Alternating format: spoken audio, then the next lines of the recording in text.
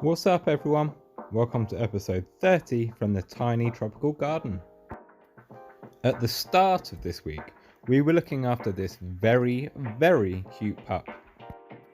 And having her digging and chewing around the garden made me realise how established and mature some of the plants are getting, because they were really resilient to her attacks. And that's in part due to the fact we've had such warm weather over the past few weeks. I don't know about you lot, but I've had to be out in the garden a lot with a hosepipe just to keep everything fed and watered and make sure it grows away well for this summer. And so far, so good. Everything's filling out its space well, and I'm really happy with some of the combinations we've got in the garden. And there are some areas which I'm already planning to tweak and change things in winter ready for next year. But that's all part of gardening, right? One combination I'm happy with is this Verbena bonariensis next to this Catalpa bignoides or golden Indian bean tree. The blue complements the glowing yellow leaves of the tree really well. There's a new addition to the garden. A friend gifted me this Colocasia Thai Giant.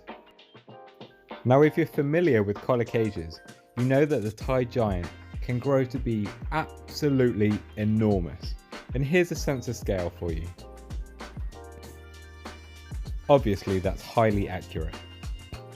I'm keeping mine in a pot, and this will have two benefits. One, it will keep it a manageable size, and two, these are tender plants, which means that I can just move the pot into a greenhouse to overwinter the plants. I'm using a really rich, moisture retentive mix of chicken manure pellets, mushroom compost and multi-purpose compost, because these plants use a lot of nutrients and like to drink a lot of water. And this is where I'm going to put it in the garden, just soaking up the afternoon sun, and I'll make sure I water it well frequently. I've also added a new hardy Evergreen Pseudopanax. I'm becoming really fond of Pseudopanax because they've got so many different types of foliage and they're evergreen, so they'll give you that jungly look throughout the year. This one is Pseudopanax Mower's Toes, and I'll keep it in a pot by the shed. I got a bit cut happy with the old secateurs, and I've taken a limb off of my Paulownia tomentosa. It's really just a case of managing the available space, and the Enseti banana was being crowded by the Paulownia.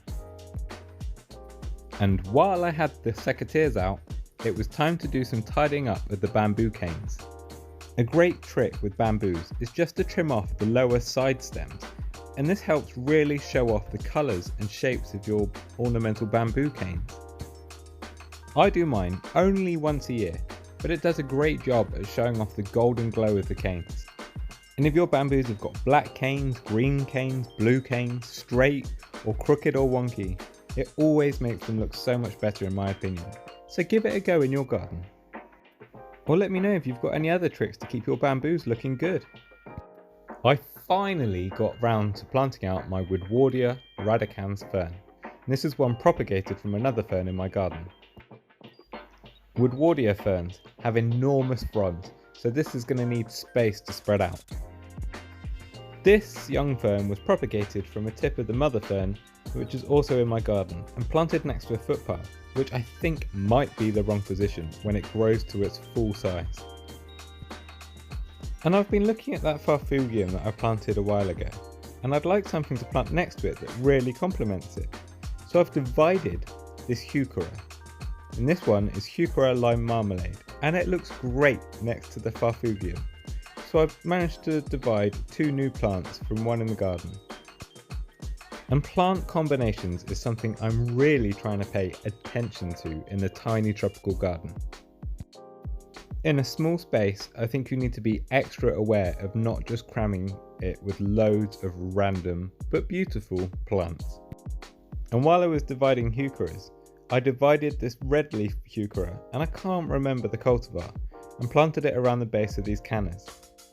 And this year, I'm having a go at adding some houseplants to the tiny tropical garden. And I'm starting with an easy one. A lot of you will know this as the spider plant. I brought these home after my last day at college, and they were propagated as part of the syllabus.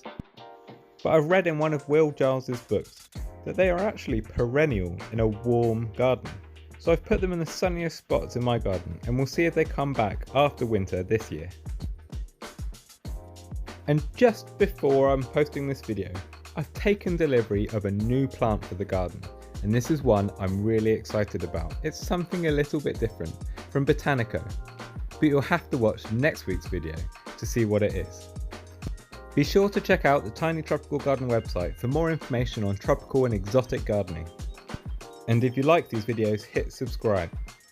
And as always, thank you so much for watching, and comment below if you've got any tips or questions. See you all next week.